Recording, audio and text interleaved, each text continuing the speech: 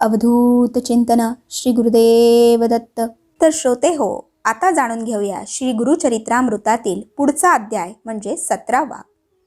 मंदबुद्धीच्या मुलास ज्ञानप्राप्ती. ओम श्री गणेशाय नमः. श्री सरस्वते नमः. श्री गुरुभ्यो नमः. श्री कुलदेवताय नमः. तर श्रोते हो, सिद्धयोगी नामधारकाला म्हणाले, नामधारका, तू खरोखरच श्रेष्ठ गुरुभक्त आहेस. हे पाहून माझ्या मनाला विशेष आनंद होत आहे. पाऊस सुरू होण्या अगोदर त्याची पूर्वसूचना देणारा वारा वाहू लागतो, त्याप्रमाणे श्री गुरुचरित्र श्रवण करण्याची तुझी तीव्र इच्छा ही तुझ्या दैन्यनाशाचे पूर्वचिन्ह आहे. हे गुरुचरित्र म्हणजे साक्षात कामधेनूच आहे. ते मी तुला सविस्तर सांगतो, ते तू एकाग्र चित्ताने श्रवण कर. कृष्णावेणी नद्यांच्या तीरावरील भिलवडी क्षेत्राच्या पश्चिमी तीरावर औदुंबर हे क्षेत्र आहे. तेथील औदुंबर वृक्षाखाली श्री गुरु नृसिंह सरस्वती एक चातुर्मास म्हणजे 4 महिने गुप्तपणे राहत होते. भुवनेश्वरीच्या जवळ श्री गुरूंची तपोभूमी होती, त्यामुळे ते स्थान म्हणजेच औदुंबर सिद्धस्थान म्हणून प्रसिद्ध पावले. त्या औदुंबर क्षेत्री श्री गुरु गुप्तपणे का राहिले? ते तर साक्षात परमात्मा परमेश्वर. मग त्यांना भिक्षा मागण्याची व जप तप करण्याची आवश्यकता का होती? नामधारकाने विचारले असता सिद्धयोगी म्हणाले, नामधारका, साक्षात सदाशिव शंकर व श्री दत्तात्रेय सुद्धा भिक्षा मागत असत. भिक्षा मागणे हे केवळ निमित्त. भिक्षेच्या निमित्ताने ते अनेक तीर्थक्षेत्रांना भेट देत असत. जे रंजले गांजलेले भक्त असत त्यांच्यावर ते अनुग्रह करीत असत. श्री गुरूंच्या वास्तव्याने अनेक गुप्त तीर्थक्षेत्रे प्रकट झाली. भक्तजनांवर अनुग्रह करण्यासाठीच श्री गुरु भिक्षेच्या निमित्ताने फिरत असत. पण अनेक लोक नाना प्रकारच्या लौकिक गोष्टी मागण्यासाठी त्यांच्याकडे वारंवार येऊ लागले, म्हणूनच ते गुप्तपणे राहू लागले. पण कस्तुरी कितीही झाकून ठेवली तरी तिचा सुगंध लपून राहत नाही, तो दरवळतोच. त्याचप्रमाणे श्री गुरु भिलवडी क्षेत्री गुप्तपणे राहत असले तरी त्यांची ख्याती सर्वत्र पसरली. सूर्य लपविला तरी त्याचे तेज लपून राहत नाही, हे खरे. श्री गुरूंचे महात्म्य कसे प्रकट झाले त्याविषयी मी तुला एक कथा सांगतो, ती ऐक. करवीर क्षेत्रात वेदशास्त्र पारंगत असा एक ऋग्वेदी ब्राह्मण राहत होता. विद्वान लोकांच्यात त्याला मोठा मान होता. त्याला एक मुलगा झाला, पण दुर्दैवाने तो जन्मताच अगदी मतिमंद होता. कितीही शिकविले तरी त्याला काहीच येत नसे, काही समजत नसे. तो लहान असतानाच त्याचे आई वडील देवाघरी गेले. त्याच्या नात्यातील लोकांनी त्याचे पालन पोषण केले. बघता बघता तो 7 वर्षाचा झाला. कुळाचारानुसार 7व्या वर्षी त्याची मुंज झाली. मौंजी बंधनानंतर त्याला अध्ययनासाठी गुरुकडे पाठविले. पण तो मतिमंद असल्यामुळे गुरूंनी शिकविलेले त्याला काहीच समजत नव्हते. त्याला संध्या येत नव्हती, गायत्री मंत्र येत नव्हता. मग वेदाध्ययन कुठले? ब्राह्मणाला विद्या नाही तर पोट कसे भरणार? विद्वान ब्राह्मणाचा मठ्ठ मुलगा अशी त्याची सर्व लोक थट्टा करीत असत.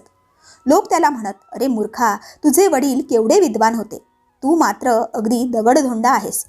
तू तुझ्या वडिलांच्या कीर्तीला बट्टा लावलास. अरे, ज्याला विद्या नाही तो मनुष्य अगदी पशु होय. विद्वानांची सर्वत्र पूजा होते, तुझ्यासारख्या दगडाची नाही. तुझा जन्म अगदी फुकट आहे. तू आणि सुकर यात काहीच फरक नाही. आचारहीन अशा तुला या जन्मात कदापि सुख मिळणार नाही. मृत्यूनंतर तुला नरकातच जावे लागेल. असले लाजीरवाणे जिणे जगण्यापेक्षा तू मरत का नाहीस? लोकांनी केलेली निंदा ऐकून तो मुलगा अतिशय दुःखी झाला. तो लोकांना म्हणाला, मी गतजन्मी विद्यादान केले नाही, म्हणून मला या जन्मात विद्याभ्यास जमत नाही. त्याला मी तरी काय करणार? आता तुम्हीच काहीतरी उपाय करा. त्यावर लोक हसून म्हणाले, आता तुला पुढच्या जन्मीच विद्या येईल. या जन्मी तू भीक मागून जग. लोकांनी केलेली ही निंदा ऐकून तो मुलगा अतिशय दुःखी झाला. त्याने गाव सोडले. तो रानावनातून फिरत चालला. मूर्ख म्हणून जिवंत राहण्यापेक्षा आपण प्राण द्यावा, मरून जावे असे त्याने ठरविले. आत्महत्येचा विचार करीत फिरत फिरत कृष्णा नदीच्या काठावरील भिलवडी गावात आला.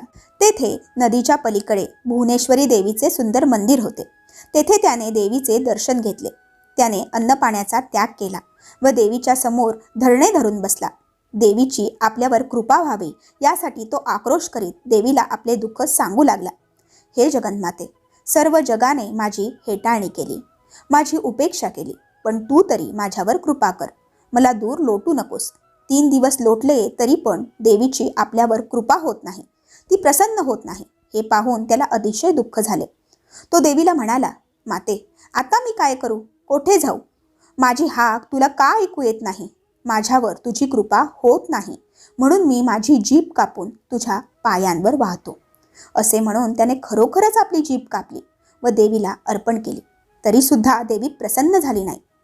तेव्हा तो देवीला कळवळून म्हणाला, आता माझ्यावर कृपा नाही केलीस तर उद्या मी सकाळी माझे मस्तक कापून माझे मस्तक तुला अर्पण करीन.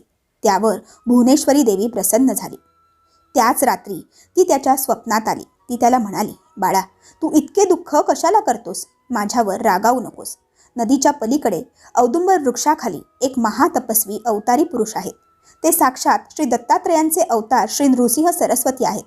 तू त्यांच्याकडे जा, तुझे काम होईल. सकाळी मुलगा जागा झाला. त्याला रात्री पडलेले स्वप्न आठवले. तो नदीच्या पलीकडे गेला. तेथे औदुंबर वृक्षाखाली श्री नृसिंह सरस्वती तपस्वी रूपात बसले होते. त्यांना पाहताच त्या मुलाला आनंद झाला. त्याने धावतच जाऊन त्यांचे पाय धरले. त्याला जीभ नसल्याने बोलता येत नव्हते, पण तो मनातल्या मनात श्री गुरूंचे स्तवन करीत होता.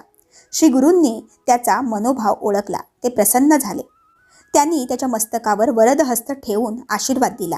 आणि काय आश्चर्य! श्री गुरूंचा स्पर्श होताच त्या मुलाला जीभ परत मिळाली. त्याच क्षणी त्याला वेदशास्त्र, पुराण आदी सर्व विद्या प्राप्त झाल्या. श्री गुरु म्हणाले, माझी अगदी मनापासून जो भक्ती करेल त्याला सर्व विद्या, सर्व सुखे प्राप्त होतील. अशा रीतीने श्री गुरु चरित्रामृतातील मंदबुद्धीच्या मुलास ज्ञानप्राप्ती नावाचा अध्याय 17वा येथे समाप्त होतो. बोला अवधूत चिंतन श्री गुरुदेव दत्त.